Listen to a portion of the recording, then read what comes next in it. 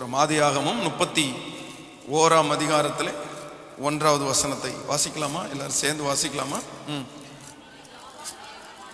பின்பு லாபானுடைய குமாரர்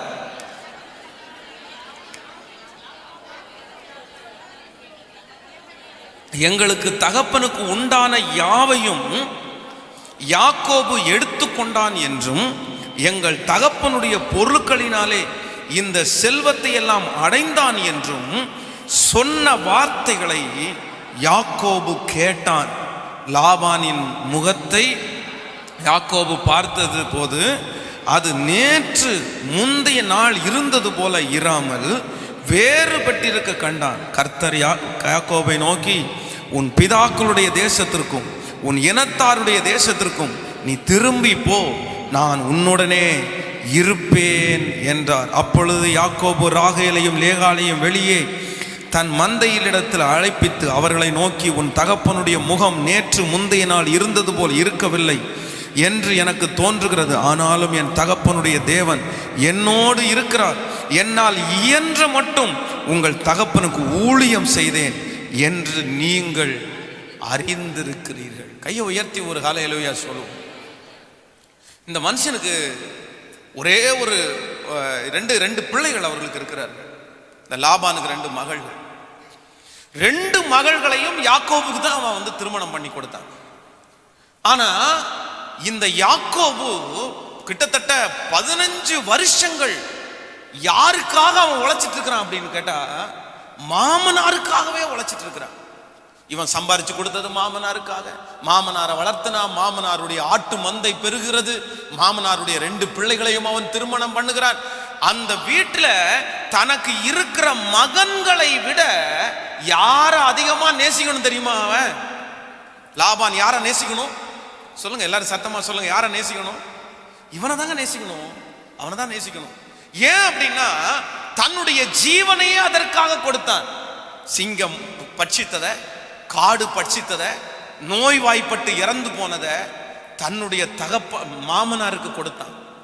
சொந்த மருமகனுக்கு சம்பளத்தை பேசினவன் தான் அந்த லாபான். அந்த மாமனார் சொந்த மருமகனிடத்துல பேசுறான். ஏடா, என்னுடைய பிள்ளைய தானே அவன் கல்யாணம் பண்ணியிருக்கிறான், என்னுடைய பொண்ணு தானே கல்யாணம் பண்ணியிருக்கிறான், அது 2 பிள்ளைய கல்யாணம் பண்ணியிருக்கிறானே. 10 முறை அவனுடைய சம்பளத்தை மாத்தினான். இத்தனை நன்மையை அனுபவிச்சோம், இத்தனை நன்மையை செஞ்சோம். அந்த லாபானுடைய சகோதரர்கள் என்ன பேசுறாங்களாமா? என்ன பேசுறாங்க? எங்களுக்கு உண்டானவைகள் யாவையும் யாக்கோபு, சொல்லுங்க, பக்கத்தில் இருக்கிற கையை பிடிச்சு சொல்லுங்க, நீங்க இப்படி ஏதாவது சொன்னது உண்டா? சொல்லுங்க சொல்லுங்க, கேளுங்க. உண்டு உண்டு. அவ்வளவு தூரம் நன்மையை அனுபவிச்சீங்கல்ல. அவங்க ஏறி வர்றதுக்கு ஒரு படியா இருந்தாங்கல்ல. இன்னைக்கு இங்க இருக்கிற எத்தனை பேர் உங்க சுய கால நின்னீங்க? நான் சொல்றேன், ஒரு நாள் உங்க கணவனார் உங்களை நேசித்த கணவனார் தானே, ஒரு நாள் உங்களை நேசிச்ச மனைவி தானே உங்களுக்காக ஜீவனே. நான் சொல்றேன், இங்க இருக்கிற நிறைய கணவனார் ஜீவனோடு இருக்கிறதுக்கு காரணம் மனைவி காரணம். மனைவி அந்த இடத்துல இருக்கிறதுக்கு காரணம் கணவனார் காரணம். அவ்வளவு நன்மை செய்து அவ்வளவு நன்மையை வாங்கின அம்மா, அவ்வளவு நன்மையை வாங்கின அப்பா, அவ்வளவு நன்மையை வாங்கின சொந்தக்காரங்க இங்க இருக்கிற நிறைய பேர் தொழில முன்னேறதுக்கு, கோயம்புத்தூர் பட்டணத்துல நிற்கிறதற்கு காரணமானவங்க யார் தெரியுமாங்க? இங்க இருக்கிற ஒரு சொல்ல இன்னும் சொல்றேன் உங்களுக்கு, இந்த திருச்சபை கூட உங்களுக்கு காரணமா இருந்திருக்குங்க. இந்த வேதத்துல பாத்தீங்கன்னா நன்மை செய்தவர்கள். இந்த திருச்சபையில நீங்க நன்மை அனுபவிச்சிருக்கீங்களா? இந்த திருச்சபைக்கு வந்ததுக்கு அப்புறம் ஆண்டவர் உங்க பணத்தை ஆசீர்வச்சிருக்கிறாரா? உங்க தொழில ஆசீர்வச்சிருக்கிறாரா? உங்க குடும்பத்துல பிள்ளைகளுக்கு சுகத்தை கொடுத்திருக்கிறாரா? சாகர வரையிலும் சச்சப் கார்டை குறித்து பேசக்கூடாதுங்க. நீங்க பேசக்கூடாது. நீங்க இன்னொரு திருச்சபைக்கு நீங்க போலாம், தப்பு இல்ல. இன்னொரு திருச்சபையில போய் ஊழியம் செய்யலாம், தப்பு இல்லைங்க. நன்மை செய்தவர்களுக்கு விரோதமா ஒரு நாள் கூட பேசிடக்கூடாது. நன்மை செய்தவர்களால் நீங்க காயப்படலாம், நீங்க ஒருவேளை காயப்படலாங்க. நன்மை செய்த ஒரு மனுஷன் உங்களை காயப்படுத்தலாம், உங்க மனசை கஷ்டப்படுத்தலாம். ஒரு நாள் நன்மை செஞ்சு இன்னைக்கு உங்களை தூக்கி திரியலாம், உங்களை தூக்கி போட்டுடலாம், உங்களை வேண்டான்னு சொல்லலாம், உங்க இருதயத்தை காயப்படுத்தலாம். ஆனா அத்தனையும் மனசுக்குள்ள அடக்கி வச்சுட்டு அவங்கள பார்க்கும்போது பரவாயில்ல, கர்த்தர் அனுமதிச்சிருக்கிறான்னு சொல்றவங்க தாங்க கர்த்தருடைய பிள்ளை. அவங்க உங்களுக்கு என்னைக்கோ ஒரு நாள் செய்த நன்மையை சாகர வரையில் நீங்க மறந்துடவே கூடாது. அப்படி மறக்கிறது கர்த்தருடைய பிள்ளைகளுக்கு அழகு இல்லை. இன்னைக்கு நேற்றுக்கு அவர் நல்லவரா இருந்தாரு, இன்னைக்கு அவர் கெட்டவரா இருக்காரா? உங்களுக்கு இன்னைக்கு கெட்டவர் ஆயிட்டாரா? இன்னைக்கு வீட்டுக்காரர் கெட்டவர் ஆயிட்டாரா? இன்னைக்கு இந்த அம்மா கெட்டவராங்களா ஆயிட்டாங்களா?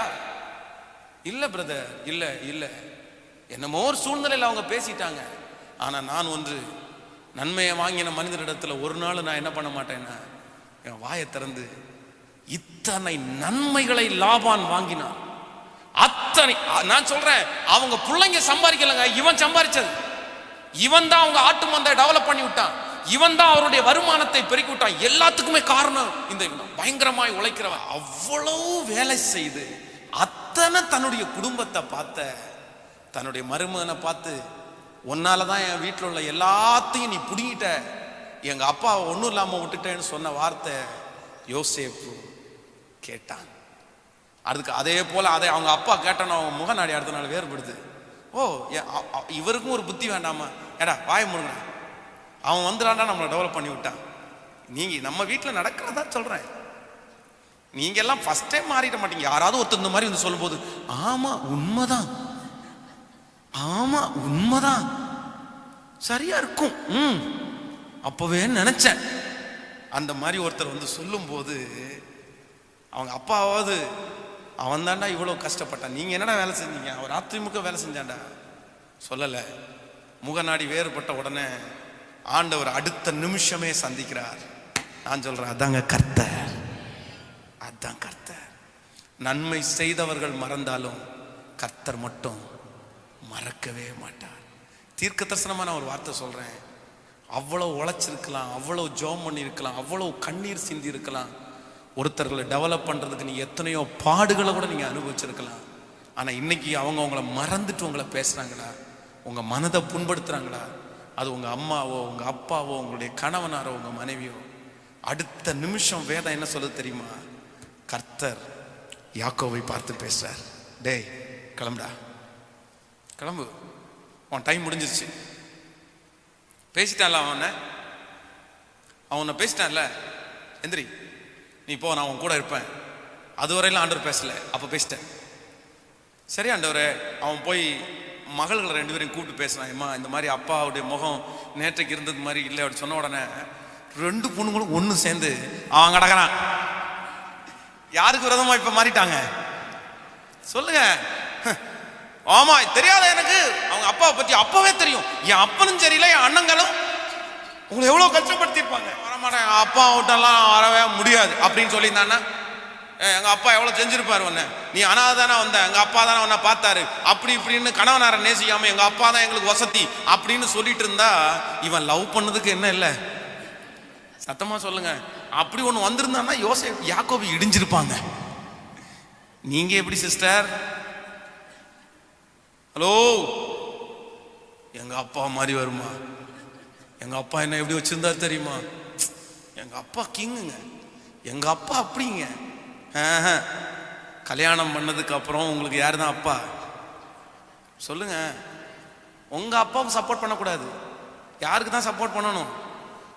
சத்தமா சொல்லுங்க. அப்படி சப்போர்ட் பண்ணீங்கன்னா நீங்க அப்பாவை தான் நேசிக்கிறீங்க, யாரை நேசிக்கலையே? சியோன் குமாரத்தியே, உன் தகப்பன் வீட்டை, பக்கத்தில் சிஸ்டர்ஸ் மட்டும் கையை பிடிச்சு சொல்லுங்க.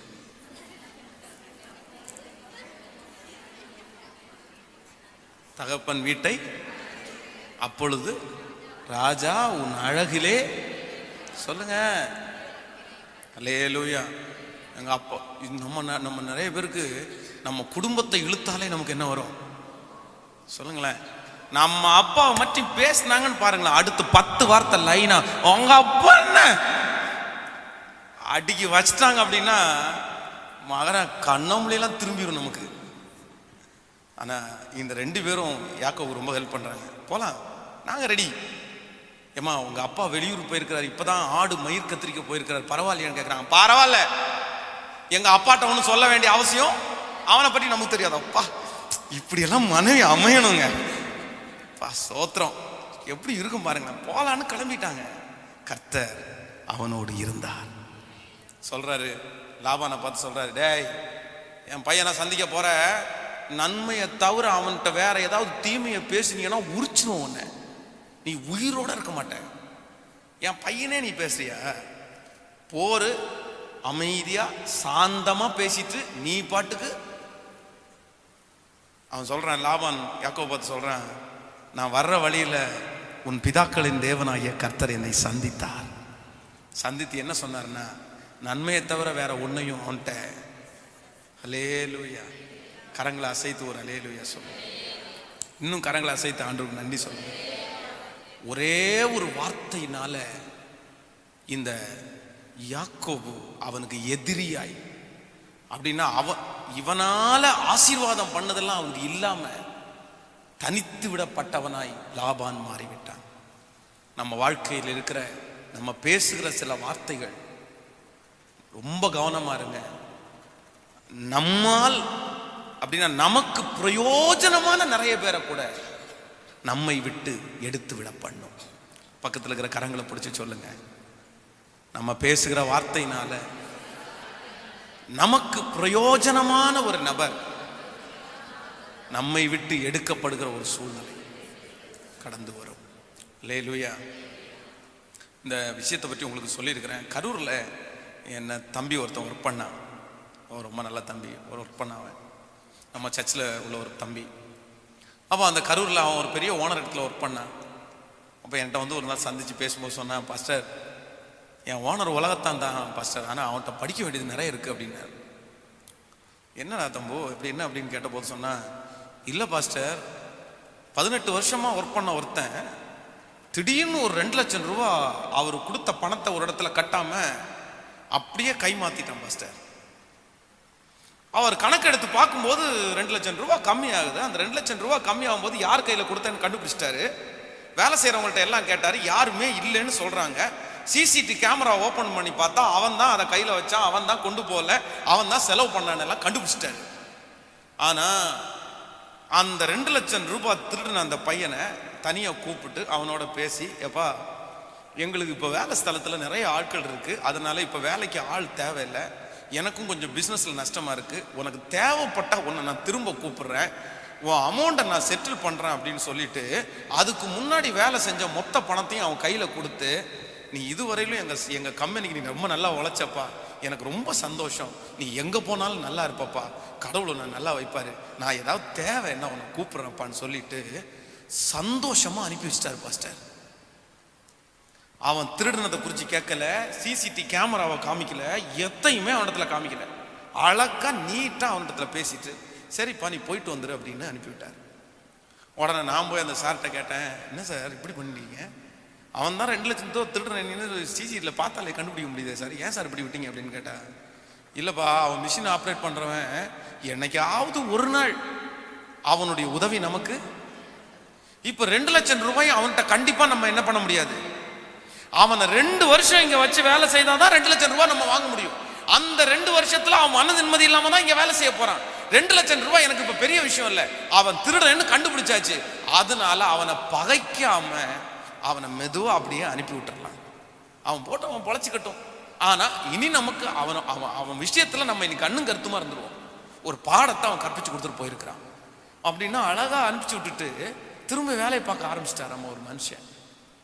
அவனால எத்தனையோ உதவிகளை நம்ம வாங்கிட்டோம், அவன் எத்தனையோ நமக்கு கம்பெனி ஹெல்ப் பண்ணியிருக்கிறான், போயிட்டு வரட்டும் பரவாயில்ல.